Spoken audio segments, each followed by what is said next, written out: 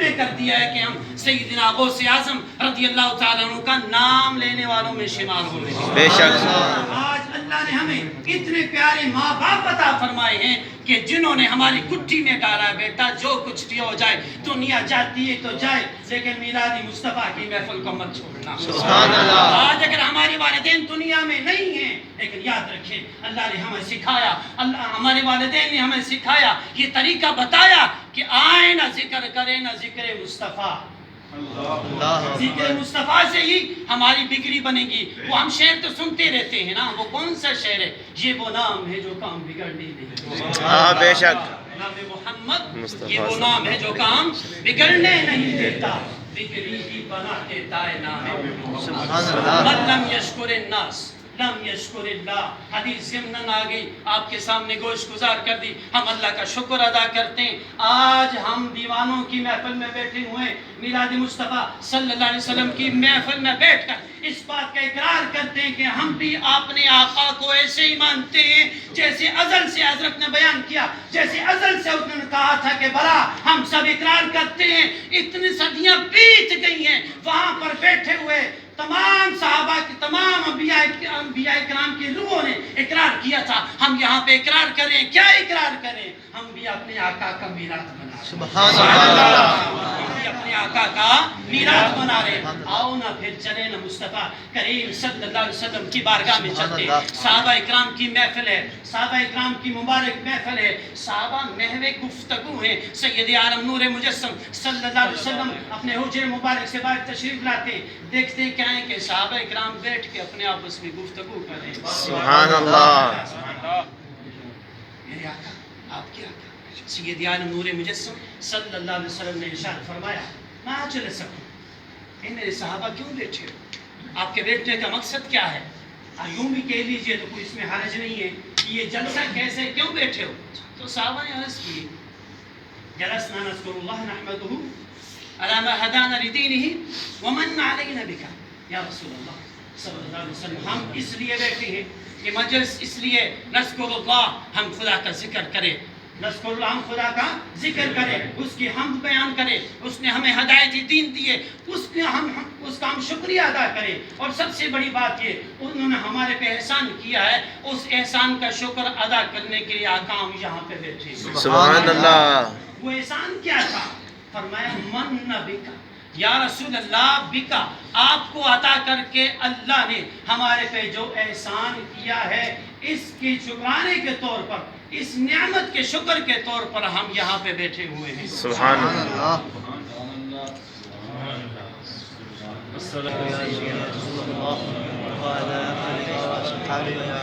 یا حبیب اللہ۔ سبحان اللہ۔ چلتا رہتا ہے، چلتا ہے۔ تیسرا پروگرام ہے، رات کو 2 پروگرام کیا، تیسرا پروگرام ہے، لیکن اللہ کا شکر دیکھو اس نے توفیق بخشی۔ سبحان اللہ۔ میں عرض کر رہا تھا، صحابہ نے عرض کیا رسول اللہ ہم اس لیے بیٹھے ہیں کہ ہم اللہ کی نعمت کا شکر ادا کر رہے ہیں کہ ہم یہاں پہ بیٹھے ہوئے ہیں۔ وہ نعمت کون سی تھی جس پر صحابہ اکرام شکر ادا کرے تھے؟ بکا فرمایا آقا آپ کو اللہ نے ہمیں عطا کیا ہے، اس نعمت پر ہم اللہ کا شکر ادا کریں۔ سبحان اللہ۔ لیکن آپ قرآن کی طرف جائے، میرے موضوع طویل نہ ہو جائے۔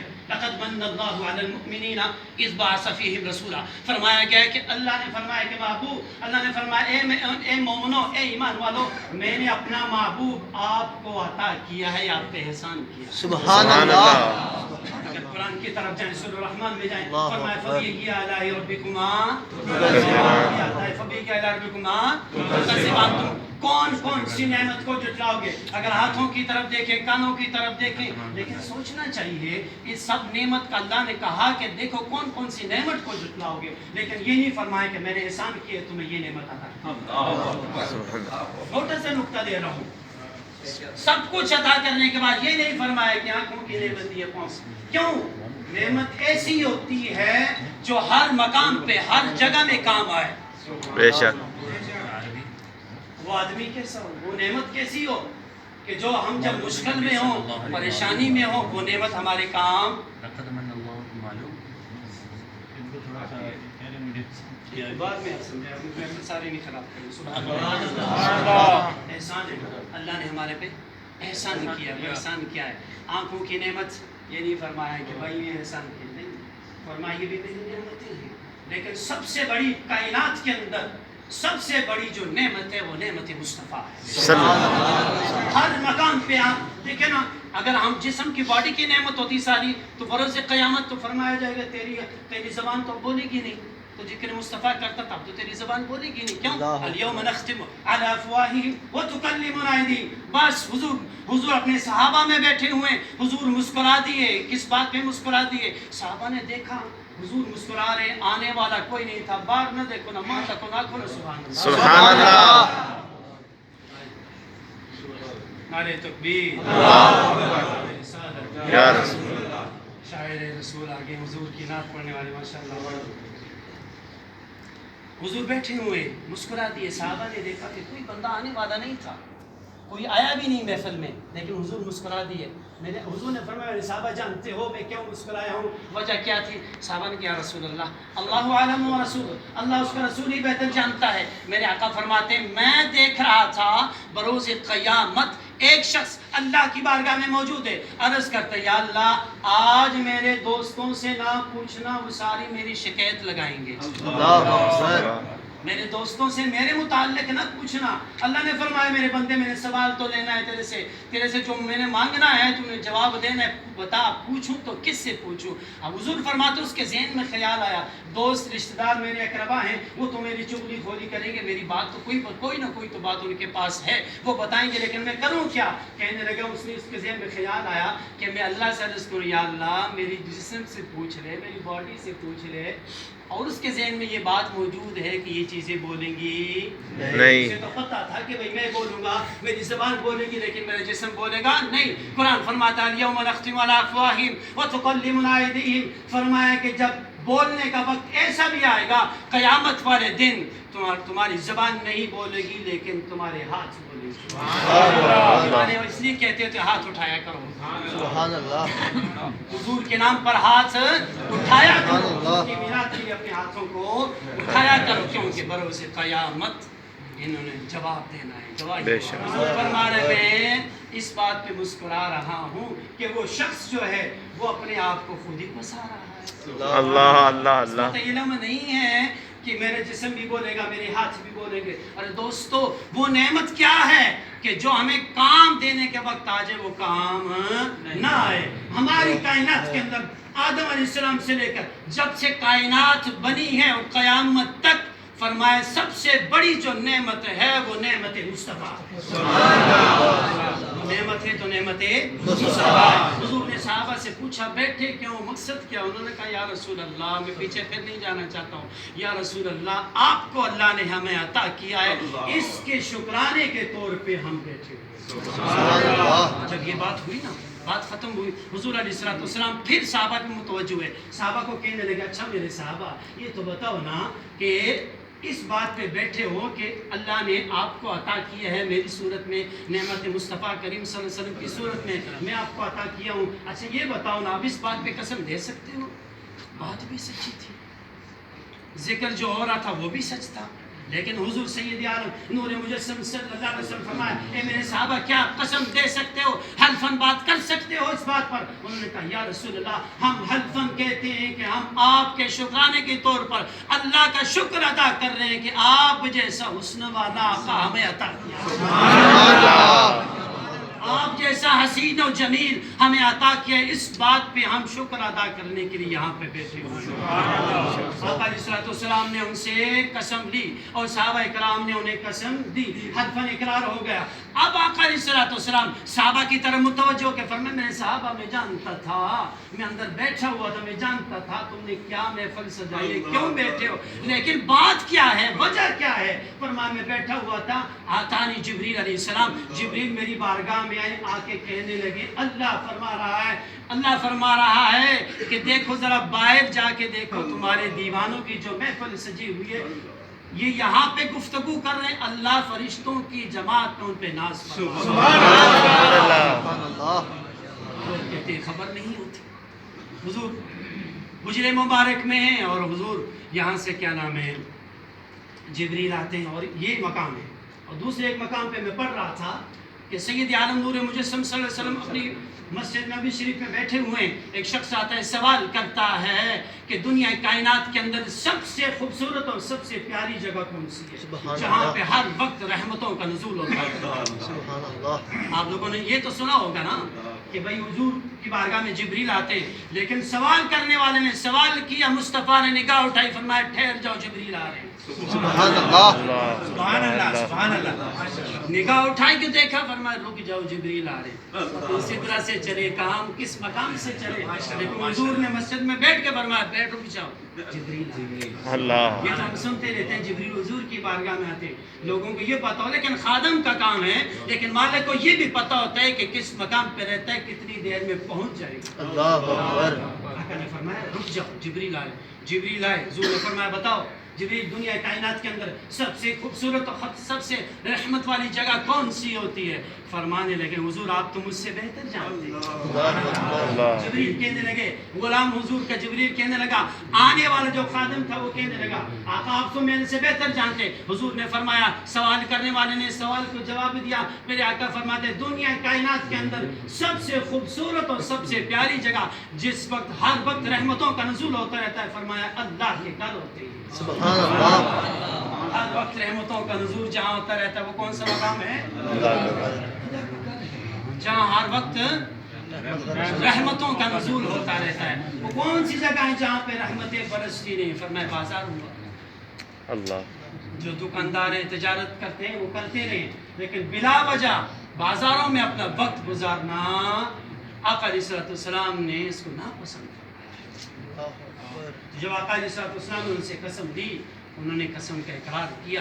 سید عالم نور مجسم صلی اللہ علیہ وسلم نے فرما دیا کہ مجھے جبریل نے خبر دی اللہ فرشتوں کی محفل میں یہ ناز فرما رہا ہے. ارے لوگوں، آج ہم یہاں بیٹھ کر اس بات کا اقرار کر رہے ہیں، میلاد منا رہے ہیں نا،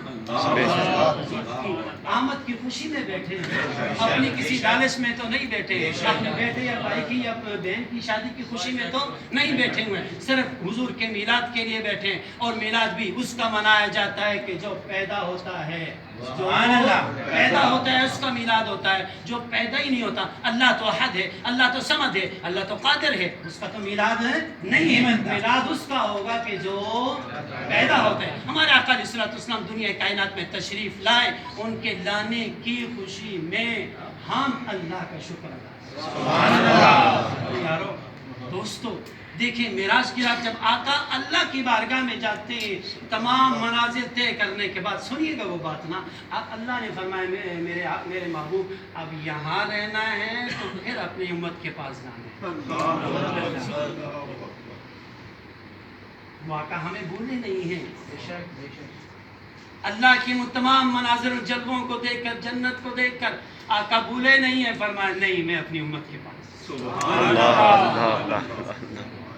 ربی حبلی امتی کہتے ہوئے پیدا ہوئے. رب نے بخشا، فرمایا بخشا صلاۃ و سلام. وہ آقا ہمیں نہیں بھولا، ہمیں بھی اپنے آقا کو بھولنا نہیں ہے. امتی ہونے کا یہ ثبوت دیجئے کہ حضور کا میلاد منایا کرے. میلاد منایا کرے، حضور کا ذکر کیا کرے. ورفعنا لک ذکرک، ورفعنا لک ذکرک. اتنی زیادہ اس کی وسعت ہے کہ میں بیان نہیں کر سکتا ہوں. میں اسی پہ اتفاق کروں گا. اگلی حدیث اور اس کے بعد میں نیچے بیٹھ جاتا ہوں کیونکہ وقت آپ لوگوں کو ہوا چاہتا ہے. آپ کہیں ذرا سبحان اللہ. سبحان اللہ. آخری حدیث، رد اللہ عبدا سمع مقالتی فحفظها ووعاها وعدها.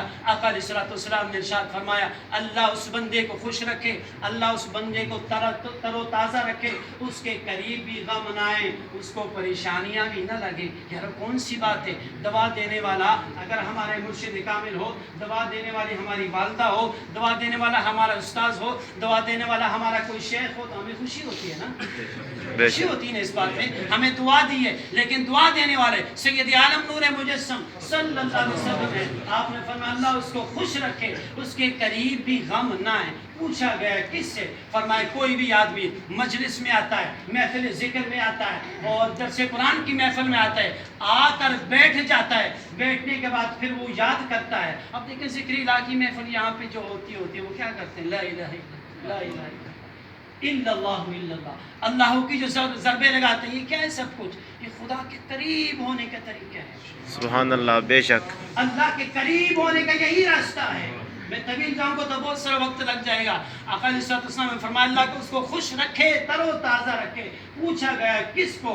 فرمایا جو دین کی محفل میں آتا ہے، دین کی بات سننے کے بعد اس کو یاد کرتا ہے، یاد کرنے کے بعد اپنے کسی بھی دوست کو وہ بات سناتا ہے۔ حضور نے فرمایا اللہ اس کو خوش رکھے۔ سبحان اللہ، آنا تو بہت بڑی بات ہے، کمال کی بات ہے آنا، لیکن بیٹھ کے کچھ بات یاد کر لینا دین کی، اپنے دوستوں کو، گھر والوں کو، بیٹی کو، بہن کو سنا دینا۔